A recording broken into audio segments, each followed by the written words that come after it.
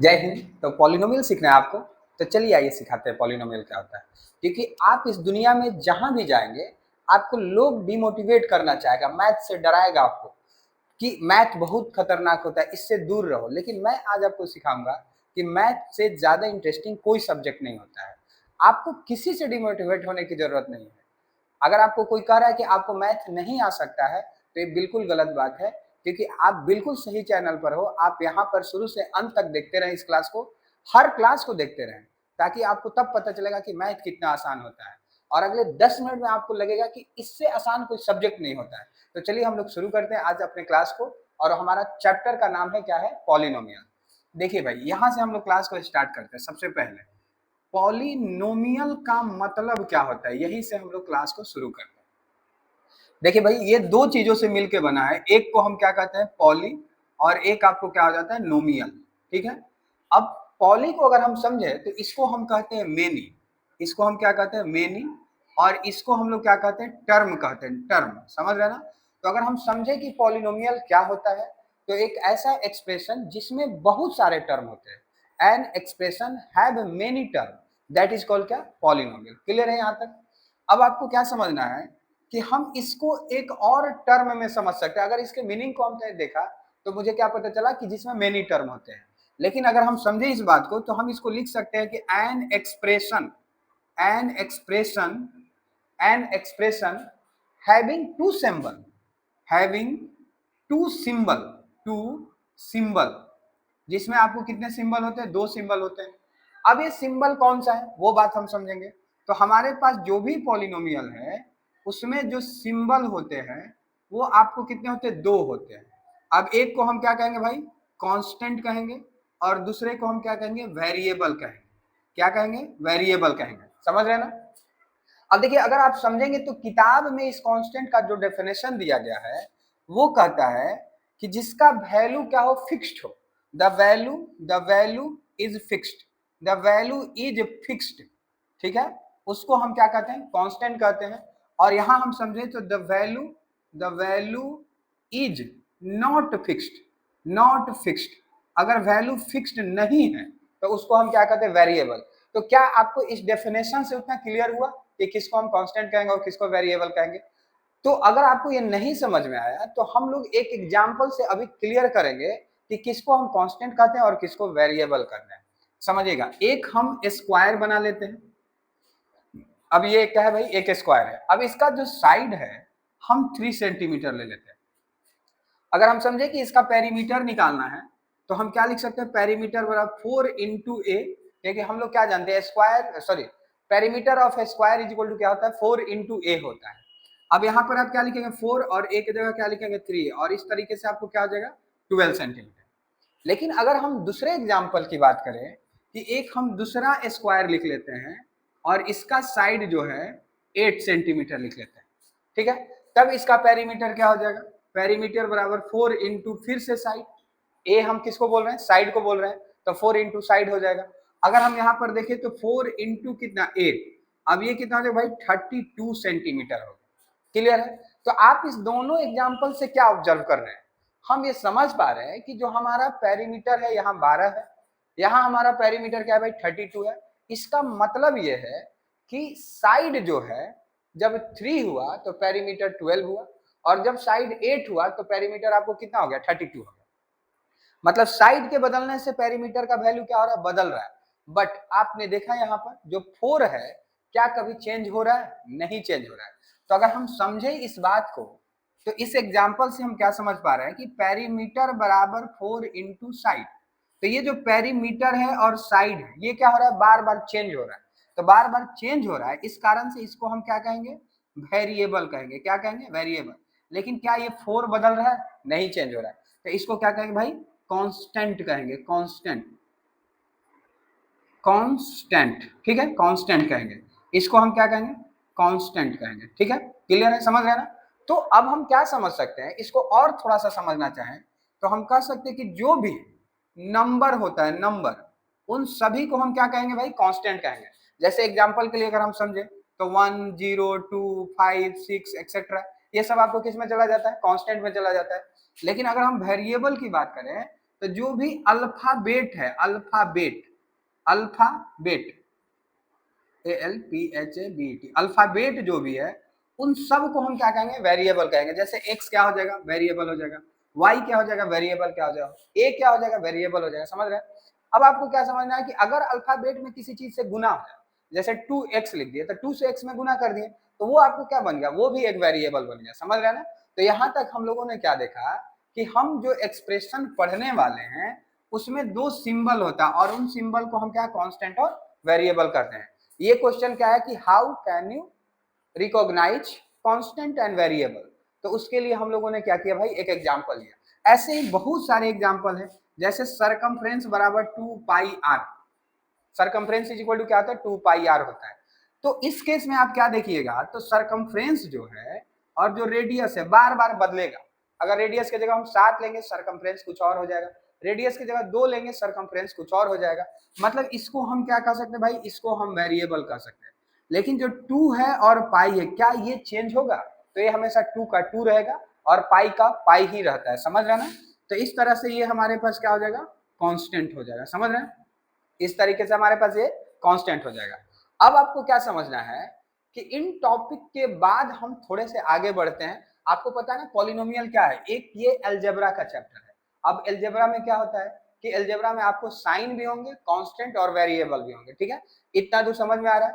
अगर आपको समझ में आ रहा है तो लाइक भी करते चलेंगे। और जो बच्चे नए हैं, जो मुझे नहीं जानते हैं, वो अपना बड़ा भाई दोस्त जो समझना है समझ सकते हैं। सिर्फ आप बिना वीडियो को स्किप किए लास्ट तक देखते रहेंगे। ठीक है, अगर मजा आए भाई तो लाइक भी करते चलना है। ओके, आगे बढ़ते हैं।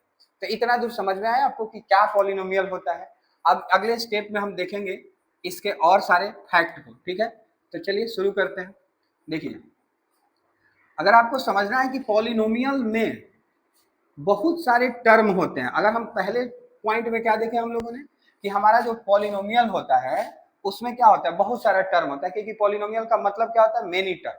तो यहां से हम लोग क्या समझेंगे कि जब हमारे पास कांस्टेंट और वेरिएबल आ गया, इसके बाद हम लोग सीखेंगे अलजेब्रिक, अलजेब्रिक एक्सप्रेशन, एक्सप्रेशन। ठीक है, अलजेब्रिक एक्सप्रेशन। अलजेब्रिक एक्सप्रेशन क्या होता है, तो कहता है कि combination of constant and variable, combination, combination of constant, constant and variable, and variable, combination of constant and variable with 4 fundamental operation, with 4 fundamental, fundamental operation, fundamental, mental operation, operation, fundamental operation. समझ रहे ना?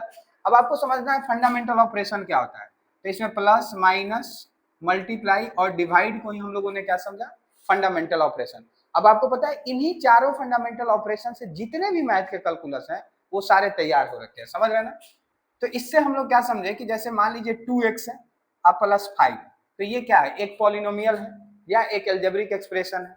अगर हम समझे कि 3x square plus 2x plus 3 क्या है, तो ये भी क्या है, एक अलजेब्रिक एक्सप्रेशन है। क्यों? क्योंकि ये आपको क्या हो गया, एक वेरिएबल हो गया, ये आपको क्या हो गया, एक कांस्टेंट हो गया। इसके बीच में कौन सा साइन लगे, ये सारे साइन यूज हो गए। तो ये क्या ऑपरेशन भी आपको हो गया, कांस्टेंट और वेरिएबल भी आ गया। तो इस तरह से हम क्या समझ रहे हैं, ये सब पॉलिनोमियल। क्लियर है? अब इसके बाद की जो पॉइंट हमारे पास है, हम लोग टर्म को कैसे काउंट करेंगे, किसी पॉलिनोमियल में टर्म कैसे काउंट करेंगे। तो जो टर्म का सेपरेशन होता है, सेपरेट जो होता है टर्म, वो किससे होता है, प्लस और माइनस, सिर्फ दो ही साइन से सेपरेट होता है। जैसे इसके लिए हम लोग कुछ एग्जांपल को समझते हैं।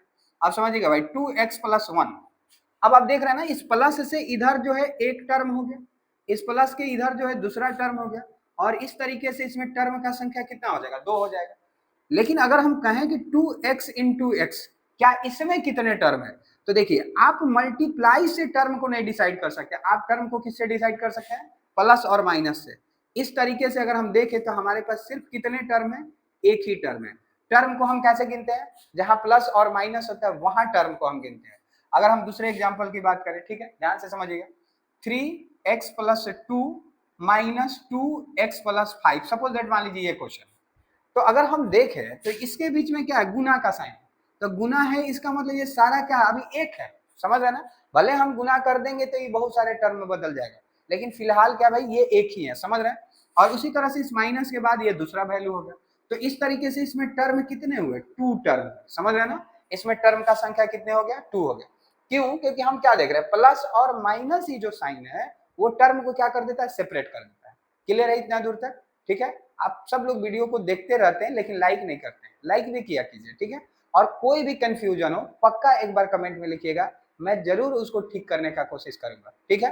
अब आगे देखिए, जब हमारे पास टर्म आ गया, तो टर्म आया तो हम लोग पॉलिनोमियल को क्या करना शुरू किए, डिवाइड करना शुरू किए, बांटना शुरू किए, ठीक है। तो अगर हम समझे तो हमारे पास जो पॉलिनोमियल है, जो हमारे पास पॉलिनोमियल है भाई, उसको 2 कैटेगरी में कैटेगराइज किए, ठीक है। एक जो पॉलिनोमियल हुआ उसको हम लोग टर्म के अकॉर्डिंग पढ़े, एक को हम लोगों ने क्या पढ़ा, टर्म के अकॉर्डिंग। तो अगर टर्म के अकॉर्डिंग देखें तो ये आप क्लास 8 में भी जाने होंगे कि टर्म के अकॉर्डिंग पहला हो जाता है मोनोमियल, समझ रहे हैं ना, मोनोमियल हो जाता है, जिसमें कितने टर्म होते हैं, 1 टर्म होते हैं। मोनो का मतलब ही क्या होता है, 1 होता है, सिंगल होता है, समझ रहे हैं। इसके बाद आपको क्या होता है, बाइनोमियल हो जाता है, ठीक है, जिसमें कितने टर्म होते हैं भाई, 2 टर्म होते हैं, समझ रहे हैं ना। बाइनो का मतलब क्या होता है, 2 होता है, ठीक है। इसके बाद आपको कितने हो जाते हैं, ट्राइनोमियल हो जाता है, ट्राइनोमियल। अब इसमें ट्राई का मतलब क्या होता है, 3, ट्रायंगल, ट्रायंगल मतलब 3 होता है, समझ रहे हैं ना। तो कितने टर्म इसमें हो जाते हैं, 3 टर्म हो जाता है। क्लियर है इतना दूर तक। तो टर्म के अकॉर्डिंग हमारे पास जो पॉलिनोमियल पढ़ना है वो कितने हैं, 3 है, मोनोमियल, बाइनोमियल और ट्राइनोमियल। लेकिन अगर वही हम देखें तो टर्म के बाद हमारे पास क्या आ गया, डिग्री आ गया। अब यहां पर ही हम लिख लेते हैं कि डिग्री ऑफ पॉलिनोमियल क्या होता है, degree, degree of polynomial, polynomial क्या होता है, डिग्री ऑफ पॉलिनोमियल भाई, ठीक है।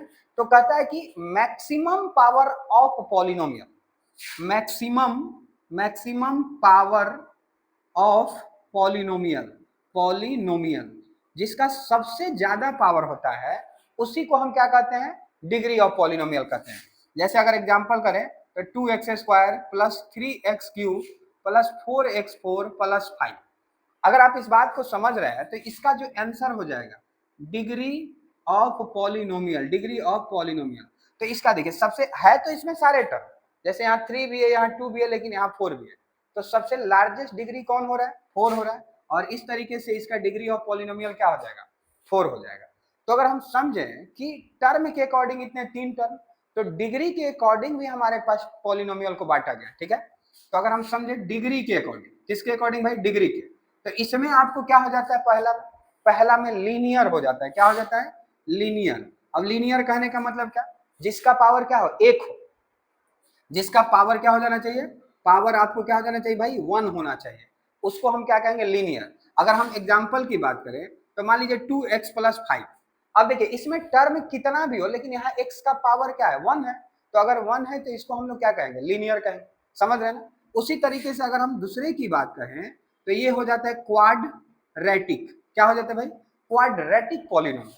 अब क्वाड्रेटिक का मतलब क्या हो जाता है, जहां पर डिग्री आपको कितना हो जाना चाहिए, 2 हो जाना चाहिए। जहां डिग्री 2 हो जाता है उसको हम क्या कहते हैं, क्वाड्रेटिक कहते हैं। अगर इसके एग्जाम्पल की बात करें तो x² प्लस 2x प्लस 5, आप सिर्फ x² भी लिख सकते थे, क्यों, क्योंकि उसका डिग्री 2 हो जाता तब तक। इसमें टर्म भले 3 गो है लेकिन डिग्री इसका हाईएस्ट पावर क्या है, 2 है, और इसीलिए इसको हम लोग क्या बोलेंगे, क्वाड्रेटिक बोलेंगे। अगर हम तीसरे की बात करें, ठीक है, तो ये हो जाता है क्यूबिक, क्या हो जाता है भाई, क्यूबिक। अब क्यूबिक का मतलब क्या हुआ कि जिसका डिग्री जो है, जिसका डिग्री जो है कितना होता है भाई, 3 हो जाता है, तो उसको हम लोग क्या बोलते हैं, क्यूबिक बोलते हैं, समझ रहे हैं ना। अगला जो हमारे पास हो जाएगा उसको हम बोलेंगे बाई क्वाड्रेटिक, बाई क्वाड्रेटिक। अब बाई क्वाड्रेटिक का मतलब क्या हो जाता है, जिसका डिग्री 4 हो जाता है, जिसका डिग्री 4 हो जाता है उसको हम लोग क्या बोलते हैं, बाई क्वाड्रेटिक। देखिए इस चैप्टर में क्या है, बहुत सारे कंफ्यूजन है। हम लोग सबसे शुरू में क्या पढ़े कि पॉलिनोमियल का मतलब क्या होता है, मेनी टर्म। लेकिन क्या इस 2x प्लस 5 में बहुत सारे टर्म है, नहीं। अगर हम मोनोमियल की बात करें तो सिर्फ 2x होगा, या सिर्फ 5 होगा, या सिर्फ 6 होगा, या सिर्फ 0 होगा। तो बताइए क्या इसमें बहुत सारे टर्म है, इसमें सिर्फ एक ही गो टर्म है। तो सिर्फ एक टर्म को भी हम पॉलिनोमियल कर रहे हैं, लेकिन अगर उसके अर्थ की बात समझे तो उसमें वो क्या हो जाता है, पॉली का मतलब मेनी होता है। तो आपको ये बिल्कुल नहीं समझना है कि हमारे पास जो पॉलिनोमियल है वो सिर्फ बहुत सारे टर्म वालों को कहते हैं, उसमें जो एक टर्म का भी होता है उसको भी हम पॉलिनोमियल ही कहते हैं, समझ रहे हैं ना। तो इस तरीके से क्या हुआ, पॉलिनोमियल का डिवीजन शुरू हुआ। जब ऐसे टर्म में बांटे तो इतने सारे पॉलिनोमियल आए, फिर डिग्री में हम बांटना शुरू किए, इतने सारे पॉलिनोमियल आए। फिर पता चला कि आप 2x को एक पॉलिनोमियल कह रहे हैं जो कि मोनोमियल, उसी तरह से x square plus 2x plus 5 को भी आप एक पॉलिनोमियल कह रहे हैं। अगर डिग्री के अकॉर्डिंग देखेंगे तो ये आपको एक क्वाड्रेटिक पॉलिनोमियल है। लेकिन क्या आप 5 को भी एक पॉलिनोमियल कहिएगा, समझ रहे हैं ना। तो इस तरीके से हमारे पास पता चला कि एक दो और पॉलिनोमियल है और उसको हम कांस्टेंट पॉलिनोमियल कहते हैं। क्या कहते हैं भाई, constant polynomial, constant polynomial, polynomial इसको हम क्या कहते हैं, कांस्टेंट पॉलिनोमियल। अब कांस्टेंट पॉलिनोमियल का मतलब क्या होता है कि जो भी नंबर है उन सब को हम कांस्टेंट पॉलिनोमियल कहेंगे। जैसे 5 आपको क्या हो जाएगा, एक कांस्टेंट पॉलिनोमियल हो जाएगा, 6 आपको क्या हो जाएगा, कांस्टेंट पॉलिनोमियल हो जाएगा, एक्सेट्रा। ठीक है। अब इसका जो सबसे इंपॉर्टेंट क्वेश्चन होता है वो एग्जाम में 1 नंबर वाले क्वेश्चन में दे देता है, कहता है कि what is the degree of constant polynomial. ये आपको VBI है, याद रखिएगा, डिग्री ऑफ कांस्टेंट पॉलिनोमियल। आखिर जो डिग्री होता है कांस्टेंट पॉलिनोमियल का वो क्या हो जाता है। ठीक है। तो कहा गया कि आप ऐसा कोई भी वैल्यू लिखिए जो उसके डिग्री को 1 के बराबर हो जाए। तो हमारे पास सिर्फ क्या होता है, जैसे 5 के पावर 0 लिखेंगे तभी तो 1 होगा, अगर हम एक्सपोनेंट में देखें। ठीक है। तो किसी भी कांस्टेंट का जो डिग्री हो जाता है वो आपको क्या हो जाता है भाई, 0 हो जाता है। वो आपको क्या हो जाता है, 0 हो जाता है। इतना दूर तक क्लियर है। अब बात इतना ही पर नहीं रुका, बात आगे भी बढ़ा कि अगर मान लीजिए आप इसको कांस्टेंट पॉलिनोमियल कर रहे हैं तो फिर आप 0 को क्या कहेंगे। ठीक है। और इस तरीके से हमारे पास एक और पॉलिनोमियल आया और उसको हम लोगों ने क्या कहा, जीरो पॉलिनोमियल। उसको हम लोगों ने क्या कहा भाई, जीरो पॉलिनोमियल।